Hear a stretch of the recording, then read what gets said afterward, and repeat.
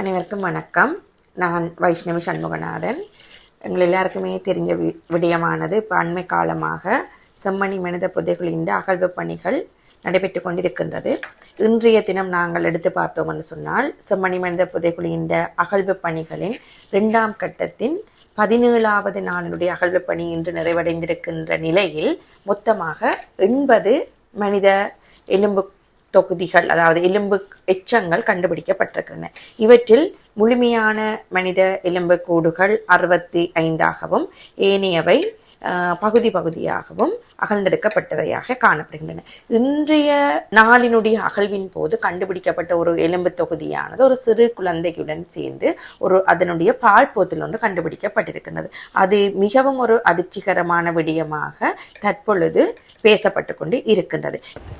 இன்று சித்துப்பாத்தி புதைகுழி வழக்கானது 17ஆம் நாள் அகழ்வு பணி 2ஆம் கட்டத்தில் நடைபெற்று கொண்டிருக்கிறது. ஏற்கனவே அகழ்ந்தெடுக்கப்பட்ட மனித எச்சங்கள் 65ஆக காணப்படுகின்றது. நேற்று 7 மண்டையோட்டு தொகுதிகளும் இன்று 8 மண்டையோட்டு தொகுதிகளும் அடையாளம் காணப்பட்டிருக்கின்றன. மொத்தமாக 15 மண்டையோட்டு தொகுதிகள் இதுவரை அடையாளம் காணப்பட்டிருக்கின்றன. இவை தொடர்ந்து நாளைக்கு அகழ்வு பணி நடைபெற்று கொண்டிருக்கும். இதே நேரத்தில் யாழ் மாவட்ட சட்டத்தரணிகளும் சுழற்சி முறையில் கண்காணிப்பில் ஈடுபட்டு கொண்டிருக்கிறார்கள். ஏலவே குறிப்பிட்டது போல பங்கு பெற்றினர்களும் அகழ்வு பணியில் ஈடுபட்டு கொண்டு இந்த அகழ்வு பணி நடைபெற்று கொண்டிருக்கின்றது. நாளை அகழ்வு பணி தொடர்ந்து நடைபெறும். சிறுவர்களுடைய சந்தேகிக்கப்படும் 80 தொகுதிகள் அடையாளம் காணப்பட்டது. இன்றைக்கு சிறுவர்கள் என்று சொல்லப்படுகின்ற எங்களுக்கு கண்ணுக்கு தெரியக்கூடிய ஒரு 6-7 எலும்பு தொகுதிகள் அடையாளம் காணப்பட்டிருக்கின்றன. இதற்கு முன்னரும் அகழ்வு பணிகள் நடைபெற்றுக் கொண்டிருந்தன. அச்சமயத்திலையும் சிறு பிள்ளைகளுடைய, சிறு பிராயத்தினருடைய, பருவமடையாத பிள்ளைகளுடைய எலும்பு தொகுதிகள் அகழ்ந்தெடுக்கப்பட்டிருந்தன. அந்த அகழ்வின் பணிகளின் போதும் கூட சிறு பிள்ளைகள் பயன்படுத்தியிருந்த பல பொருட்கள் கண்டுபிடிக்கப்பட்டிருந்தன. அது மட்டுமில்லாமல் பெண்கள் பயன்படுத்தப்படுகின்ற ஆடுகளும் கண்டுபிடிக்கப்பட்டிருந்தன. நாங்கள் பார்த்தோம் சொன்னால், 1ஆம் கட்ட அகழ்வு பணிகளின் பொழுது மொத்தமாக 56 எலும்புக்கூடுகள் கண்டுபிடிக்கப்பட்டிருந்தன. தற்பொழுது 2ஆம் கட்டத்தினுடைய 17வது நாளுடைய நிறைவு அகழ்வின் பொழுது மொத்தமாக 80 எலும்பு தொகுதிகள் கண்டுபிடிக்கப்பட்டிருக்கின்றன.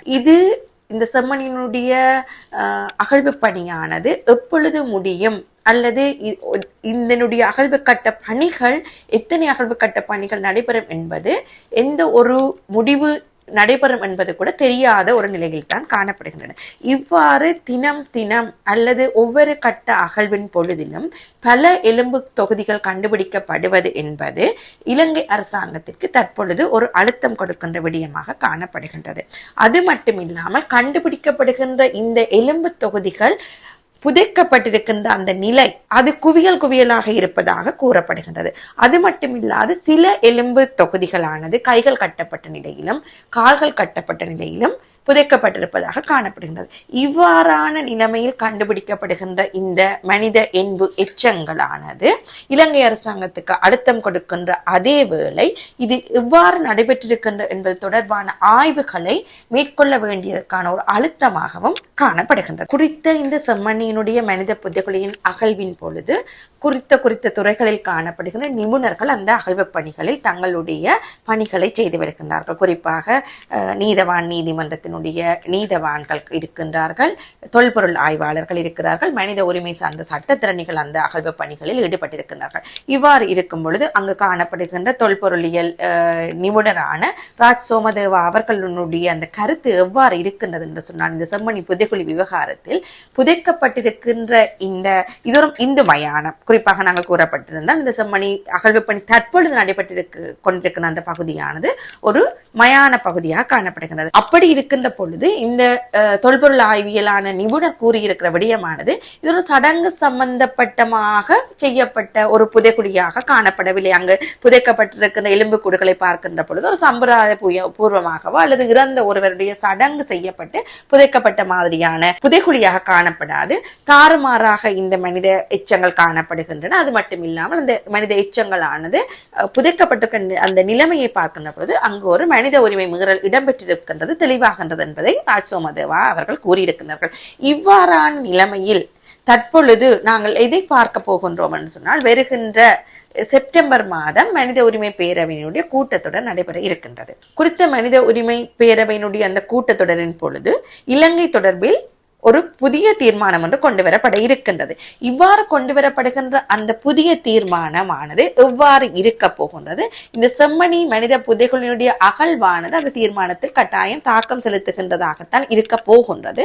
எனவே இந்த மனித உரிமை பேரவையினுடைய இந்த புதிய தீர்மானத்தில் செம்மணியினுடைய இந்த மனித புதைகுழியின் அகழ்வு பணிகளின் பொழுது கொண்டு வரப்படுகின்ற 80 தொகுதிகள் அல்லது இன்னும் 2 மாதங்கள் இருக்கின்றன மனித உரிமை பேரவையான கூட்டத்தொடர் ஆரம்பிக்கின்றதுக்கு, அந்த நேரத்தில் எத்தனை எலும்பு தொகுதிகளை கண்டெடுக்க போகின்றார்கள் அல்லது அகலப்பட போகின்றது என்பது எவ்வாறு இந்த மனித உரிமை கூட்டத்தொடரில் தாக்கம் செலுத்த போகின்றது என்பதை நாங்கள் பொறுத்திருந்துதான் பார்க்க வேண்டும். இந்த செம்மணி மனித புதைகுழி விவகாரத்தில் நாங்கள் இன்னொரு பக்கத்தினை எடுத்து பார்த்தோம் சொன்னால், இந்த விடயமானது இலங்கையிலும் சர்வதேசத்திலும் பெரும் பேசுபொருளாக இருக்கின்ற சந்தர்ப்பத்தில் இலங்கை அரசாங்கமானது இந்த செம்மணி மனித புதைகுழி விவகாரத்துக்கு நீதி கிடைக்க வேண்டும் என்று சொல்லியும் அதற்கு தங்களுடைய ஆதரவு இருக்கின்றது என்பதையும் கூறி வருகின்றார்கள். ஆனால் அப்படி இருக்கின்ற பொழுதிலும் இலங்கையில் ஆட்சிக்கு வந்திருக்கின்ற எந்த அரசாங்கத்தை எடுத்துக்கொண்டாலும் சரி அல்லது தற்பொழுது இருக்கின்ற அரசாங்கத்தை எடுத்துக்கொண்டாலும் சரி, வலிந்து காணாமல் ஆக்கப்பட்டவர்களுக்கோ அல்லது காணாமல் ஆக்கப்பட்டவர்களுக்கோ அல்லது யுத்த குற்றங்களுக்கோ அவர்கள் எந்த ஒரு இடத்திலேயும் தாங்கள் நீதி கிடைக்க வேண்டும் என்று கூறியோ அல்லது அதற்கான ஒரு கரிசனையோ அவர்கள்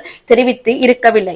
அவ்வாறு அவர்கள் தெரிவித்து இருக்காத பட்சத்தில் இந்த தற்பொழுது செம்மணி மனித புதைகுழியில் தோண்டப்பட்டு கொண்டு வருகின்ற இந்த விடயத்திற்கு தங்களுடைய ஆதரவு கிடைக்கும் அல்லது நீதி கிடைக்கும் என்று அவர்கள் கூறி இருப்பது என்பது இந்த யுத்த குற்றங்கள் அல்லது காணாமல் ஆக்கப்பட்டவர்கள் அல்லது வலிந்து காணாமல் ஆக்கப்பட்டவர்களுக்கான நீதி கிடைக்க வேண்டும் என்பதை நாங்கள் தொடர்புபடுத்தி பார்க்கின்ற பொழுது செம்மணி விவகாரம் தொடர்பாக அரசாங்கம் கூறுகின்றது என்பது யுத்த குற்றங்களுக்கும் தங்கள் நீதி கிடைப்பதற்கான ஆதரவினை அல்லது கரிசனை அவர்கள் கூறியிருக்கின்றார்களா அல்லது அவர்கள் அப்படியான ஒரு நிலைப்பாட்டினை எடுத்திருக்கின்றார்களா என்பது ஒரு கேள்விக்குறியாகத்தான் காணப்படுகின்றது. எனவே இந்த விடயத்தில் அரசாங்கமானது செம்மணிக்காக மட்டும் நீதி கிடைக்க வேண்டும் என்று சொல்லி தங்களுடைய நிலைப்பாட்டை கூறுவதை தாண்டி அவர்கள் யுத்த குற்றங்களுக்கான ஆதாரங்களை சேகரிப்பதற்கு அல்லது அவ்வாறாக யுத்த குற்றங்கள் இடம்பெற்றிருக்கின்றன, காணாமல் ஆக்கப்பட்டிருக்கிறார்கள், வலிந்து காணாமல் ஆக்கப்பட்டிருக்கிறார்கள், அவர்கள் தொடர்பான சாட்சியங்களை சேகரிக்க வேண்டும், அது தொடர்பான நீதி கிடைக்க வேண்டும் என்று கூறுவதுதான் அவர்கள் செம்மணியை